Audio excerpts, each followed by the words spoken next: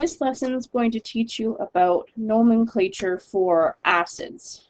So there's two different types of acids we'll learn naming and formula writing rules for. But first, let's just quickly review what an acid is so you understand what it means and how to recognize it. So an acid is anything that specifically increases the number of hydrogen ions, but it has to be in an aqueous solution.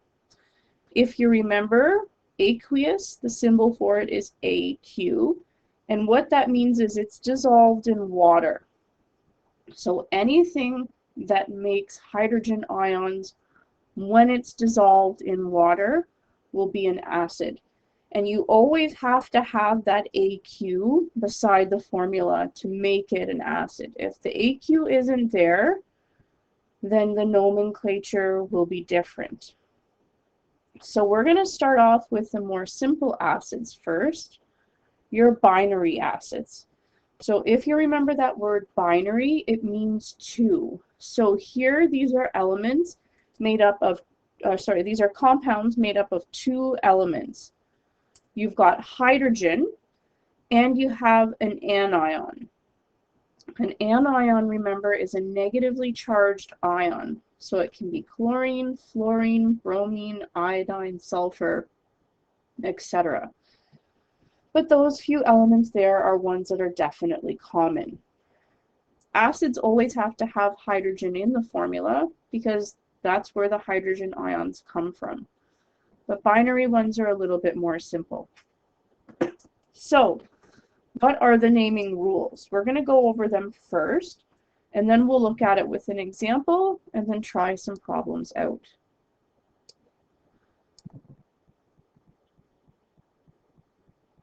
So, first thing you want to do, when you look at the compound, in your head, think about how you would have named it if it was just a regular binary compound, like we learned in our first lesson on nomenclature. Then in your mind, you're going to start making some changes to that name. The first thing you want to do is take the word hydrogen off. Okay, so that one we're going to remove. Get rid of that from the name. It's not going to completely disappear though. We're going to add a prefix and we're going to replace hydrogen with hydro. And that's going to be attached to the second element. Normally, the binary compound would end in IDE. This time, what you're doing, you're changing the ending to IC. So no more IDE, replace it with IC. And then finally, you have to add the word acid on the end. So those are the steps you want to do. To make sure you've got the right idea, let's walk through an example together. The example here is numbered with the same steps that we just went over. Before we even look at the example, let's just review again how we can tell that this is an acid. So first thing that jumps out, there's a hydrogen there. That hydrogen there, that tells me, okay, it could potentially make hydrogen ions in solution. But the other thing that jumps out is that there's the AQ symbol there. So you need to have both of those things to make it an acid. Hydrogen at the beginning and AQ for the state. If the AQ wasn't there, then it's not classified as an acid. If the hydrogen wasn't there, it's not an acid. You need to have both. So what are our steps? First, we would try and name this like a binary compound. So I would call that hydrogen chloride. Next, we said we're going to get rid of hydrogen from the name. So in your head or on your paper, you're thinking, okay, this is going to be chloride. But then step 3 says I have to add on hydro to that second element. So I'm adding on hydro here to the chloride part of my original name. Then Step 4 says I need to change the ending. So instead of IDE, I'm going to replace it with IC. So I've added a prefix and I've added a suffix. So I've got hydrochloric so far. Very last step, I've got the name of my compound by adding the word acid. This is called hydrochloric acid. So let's try and practice some examples together, and hopefully you'll be able to get an idea of how this works. So I'll walk through one with you and then I'll give you the rest to try. So the name of the compound on its own, before it's an acid, is hydrogen fluoride. So if I were to write out a compound formula for this, hydrogen and fluorine, they both have a charge of 1, so it would just be HF. The formula for an acid is very easy. It will look the same, but I have to put my AQ in there. So now that I have the AQ, I need to follow through my steps. Get rid of hydrogen. I'm going to add hydro onto fluoride, change the ending to IC, and add the word acid. So the name of this acid would be hydrofluoric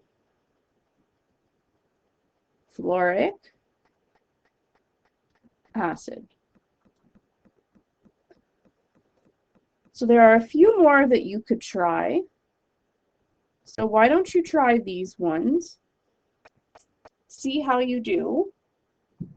And when you're ready, unpause your video and we'll walk through the rest together.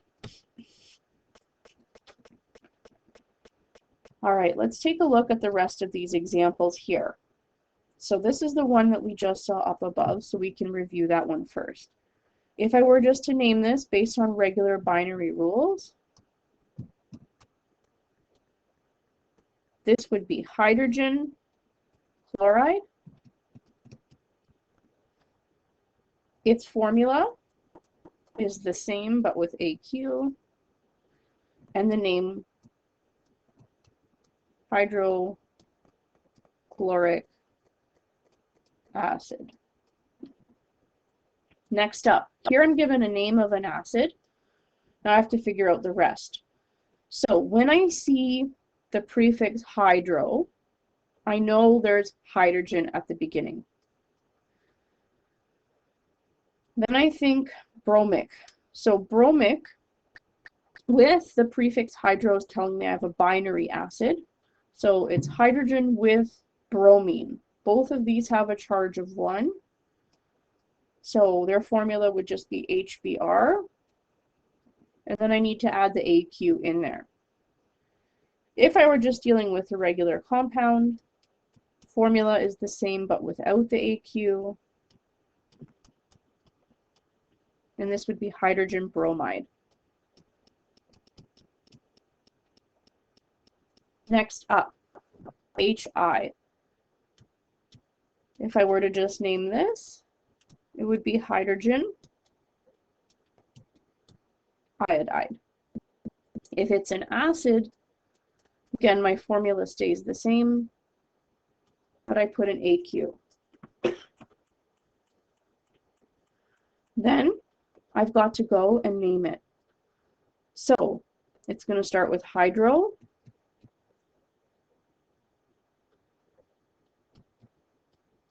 Instead of iodide, it's going to be iotic. And then the word acid. So hydroiodic acid.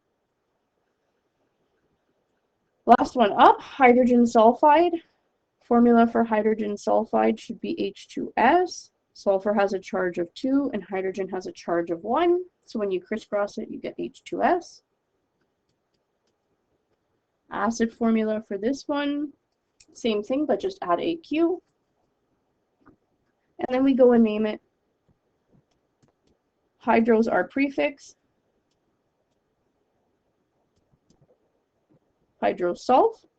Now this one's a little bit different because it ends in IDE, but it's sulfur. We don't say hydrosulfic acid, we say hydrosulfuric acid. It keeps a few extra letters in there just for proper pronunciation. So that one's a little bit different than the others. So that's how you do binary acids. Next, what we're going to do is take a look at another type of acid. And these ones are called oxyacids. Oxyacids, again, have the hydrogen ion, but what's different is it's hydrogen plus a polyatomic ion, and that polyatomic ion has to have oxygen in it. That's where the name oxyacid comes from. So let's walk through the naming guidelines. How would you name an oxyacid? And then we'll try out some examples. So naming rules. Remember all of those polyatomic ions that had oxygen? They also have oxyradicals, the ones where the number of oxygens change. Guess what? There are some rules that apply with those here. So if you're still not very familiar with your oxyradicals, this part is going to be a little bit more challenging for you. But we'll still go through this, but you might need to go back and review those if you're having some trouble. So the first step, just like the last naming guideline we went over for binary acids, in your mind, think about how you would name the compound as a radical, as it was just a polyatomic compound. Step 2 is the same. You're going to drop hydrogen from the name, but this time we don't add it back in. We're not adding any prefix. We will add a suffix, and it's going to vary depending on which type of polyatomic ion you have. So, if your polyatomic ion ends in ATE, so it could be just ATE or per ATE if it has one extra oxygen, you're going to change the ending to I and C. Okay? So any way that it ends in ATE, replace it with IC. If it ends in ITE or has the hypo and ITE, then its ending, its suffix is going to change to OUS. And then similar to the last type of acid, you also have to add the word acid after you've made those changes to the name. So let's take a look at a series of examples with nitrogen, and we'll see how we apply these particular rules to it.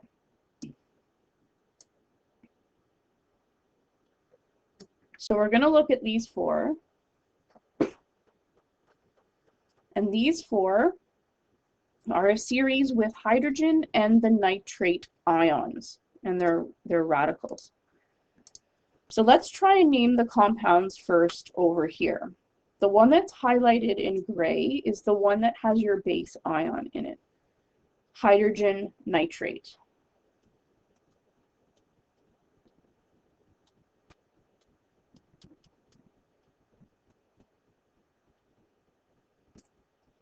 Now what happens if you add an extra oxygen? We keep nitrate, but you have to add on per.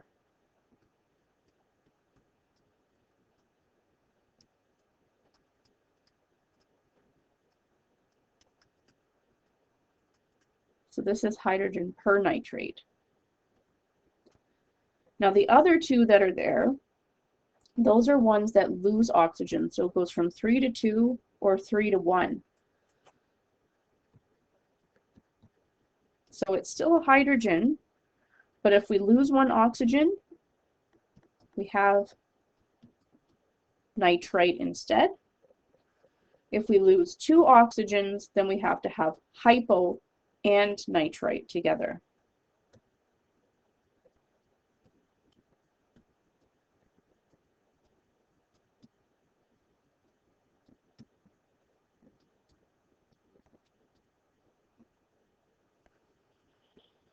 So these are all the original names of the compounds before they were an acid.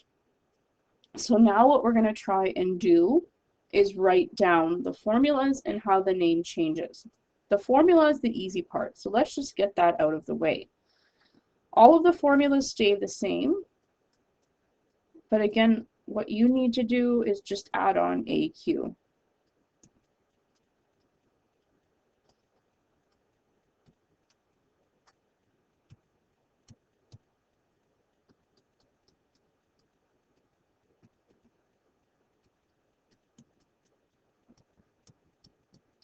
There we go.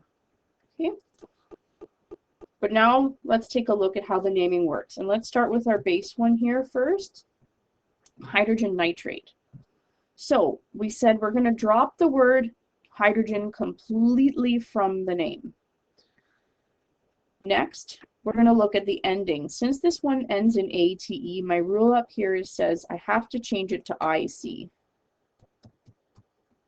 So this changes to nitric. The last thing I have to do is add on the word acid. Let's do hydrogen pernitrate. What if it's dissolved in water and is an acid? What's the name? Again, we get rid of hydrogen, but we have to keep per in here. We keep NIT and then the R, and instead of ATE, we add on IC. And then always the word acid. So this one's called pernitric acid. All right. Now let's take a look at what happens when you have fewer oxygens. So if it ends in ITE like these two do, the rule is we're going to change the ending to OUS. So both of these will lose hydrogen from the beginning of the name, but the ending is going to be OUS instead. So I keep the first four letters, but I put on OUS, so nitrous, and then I add the word acid. So this one's nitrous acid. Lastly, I do the same thing, get rid of hydrogen, but I have to keep on hypo here.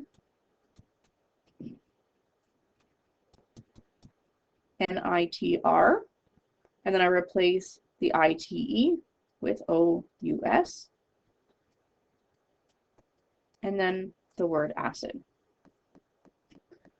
So these ones, while you only end up writing a name or a formula, require a little bit more time to work through. So the best thing to do is identify that it's an acid, figure out which polyatomic ion you have. It might even be a good idea to write them down on the side like this first, just until you start getting more practice. And then walking through the steps on how you come up with the name of the acid. To finish things off, why don't you try a few examples with both binary and oxy acids. So here are some for you to try. Pause the video now, try to name these following acids, and then we'll walk through the answers together. So now let's take a look at the name of the acids. This one, when we look, is made up of 1, 2 elements. So when I first think, this is a binary acid. Binary acids have different naming rules than the oxy acids. So binary, I have to add on hydro at the beginning. Instead of bromide, it changes to bromic. And then I have the word acid. Next, I'm looking 1, 2, only 2 acids. 2 elements in the acid, rather. So I know, again, this is binary. Same rule, binary always has hydro instead of fluoride. It's going to be fluoric, and always that word acid is there. Next, I take a look. I have more than 2 elements here. I have hydrogen and I have a polyatomic ion. That polyatomic ion has oxygen in it. So I know this is an oxy acid. So I have to follow the oxy acid rules. No hydrogen or no hydro prefix. And instead of sulfate, I'm going to start changing that name. So this one, like the other example we saw with sulfur, We keep the U and the R in here. So this one's sulfuric. And then add on the word acid. Next, one hydrogen, and here I've got a polyatomic ion. So again, in my head, I've got oxyacid. Oxyacid, again, I have to follow those specific rules. So no hydrogen in the name, no hydro. And now I have to look at PO3. PO3 comes from the phosphate ion, but phosphate is normally PO4 with a -3 charge. This has lost one. So instead of phosphate, this is phosphite. So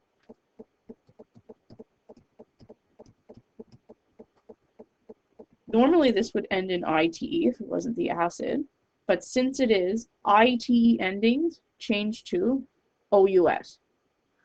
Now this is one just like sulfur, we keep a few extra letters in. So this one is called phosphorus acid.